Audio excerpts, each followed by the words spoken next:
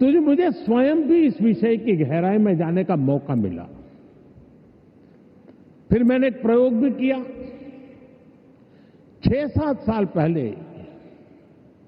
जब महात्मा गांधी जी की 150वीं जयंती का अवसर आया तो 150 देशों के गायक गायिकाओं को गांधी जी का प्रिय गीत वैष्णव भजन तो तेने कहिए ये गाने के लिए मैंने प्रेरित किया। नरसिंह मेहता जी द्वारा रचित ये गीत 500-600 साल पुराना है, लेकिन गांधी 150 के समय दुनिया भर के आर्टिस्ट ने इसे गाया और इसका एक बहुत बड़ा इम्पैक्ट हुआ। दुनिया एक साथ आई। यहां भी कई लोग बैठे जिन्होंने गांधी 150 के समय 2-2, 3-3 मिनट के अपने वीडियोज बनाए थे, गांधी जी के विचारों को आगे बढ़ाया था। भारत और दुनिया भर के क्रिएटिव वर्ल्ड की ताकत मिलकर क्या कमाल कर सकती है, इसकी एक झलक हम तब देख चुके हैं। आज उसी समय की कल्पना हकीकत बनकर वेव्स के रूप में जमीन पर उतरी है। साथियों, जैसे नया सूरज उगते ही आकाश को रंग देता है, वैसे ही ये समिट अपने पहले पल से ही चमकने लगी है। Right from the first moment, the summit is roaring with purpose. पहले एडिशन में ही वेव्स ने दुनिया का ध्यान अपनी तरफ खींच लिया है।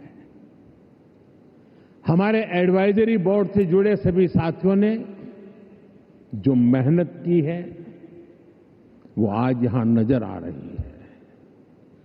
आपने बीते दिनों में बड़े पैमाने पर क्रिएटर चैलेंज, क्रिएटोस्फीयर का अभियान चलाया। दुनिया के करीब 60 देशों से 1 लाख क्रिएटिव लोगों ने इसमें पार्टिसिपेट किया और 32 चैलेंजेस में 800 फाइनलिस्ट चुने गए हैं। मैं सभी फाइनलिस्ट को अनेक अनेक शुभकामनाएं देता हूं। आपको मौका मिला है दुनिया में छा जाने का, कुछ कर दिखाने का। साथियों, मुझे बताया गया है कि यहां आपने भारत पैवेलियन में बहुत कुछ नया रचा है, नया गढ़ा है। मैं इसे देखने के लिए भी बहुत उत्सुक हूं, मैं जरूर जाऊंगा। वेव्स बाजार का इनिशिएटिव भी बहुत इंटरेस्टिंग है। इसे नए क्रिएटर्स एनकरेज होंगे, वो नए बाजार से जुड़ पाएंगे। आर्ट की फील्ड में बायर्स और सेलर्स को कनेक्ट करने का ये आइडिया वाकई बहुत अच्छा है। साथियों, हम देखते हैं कि छोटे बच्चे के जीवन की शुरुआत जब बालक पैदा होता है तब से मां से उसका संबंध भी लोरी से शुरू होता है। मां से ही वो पहला स्वर सुनता है। उसको पहला स्वर संगीत से समझ आता है। एक मां जो एक बच्चे के सपने को बुनती है, वैसे ही क्रिएटिव वर्ल्ड के लोग एक युग के सपनों को पिरोते हैं। वेव्स का मकसद ऐसे ही लोगों को एक साथ लाने का है। साथियों, लाल किले से मैंने सबका प्रयास की बात कही है। आज मेरा ये विश्वास और पक्का हो गया है कि आप सभी का प्रयास आने वाले वर्षों में वेव्स को नई ऊंचाई देगा। मेरा इंडस्ट्री के साथियों से यह आग्रह बना रहेगा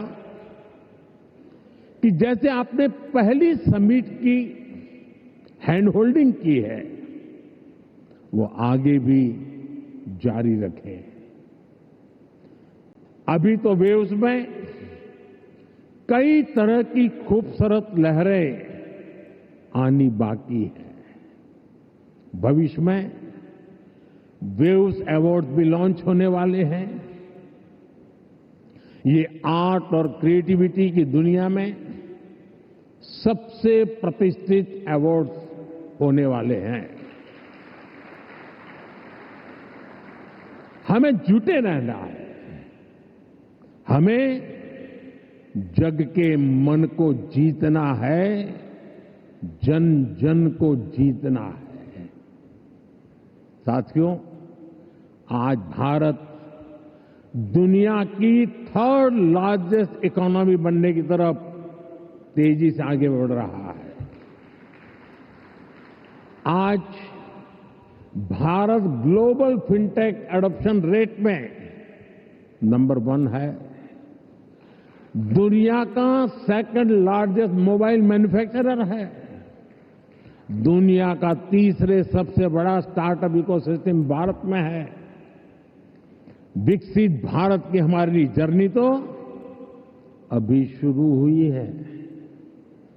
भारत के पास इससे भी कहीं अधिक ऑफर करने के लिए है।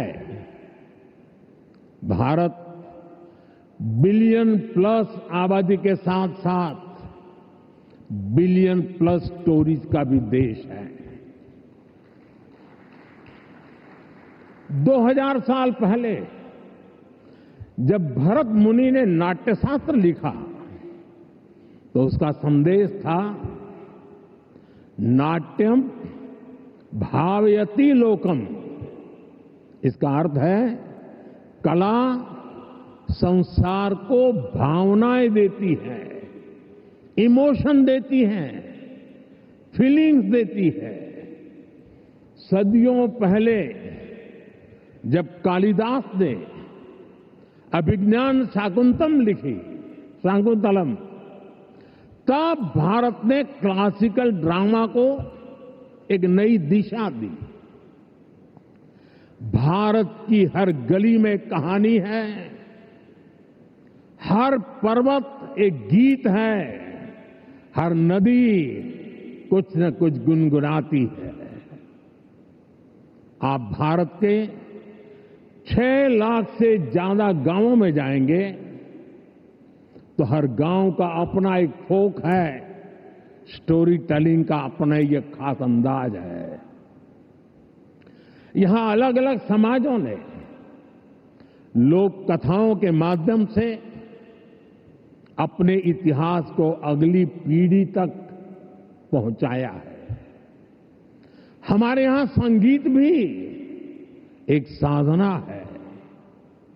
भजन हो, गजलें हो, क्लासिकल हो या कंटेम्पररी, हर सुर में एक कहानी है, हर ताल में एक आत्मा है।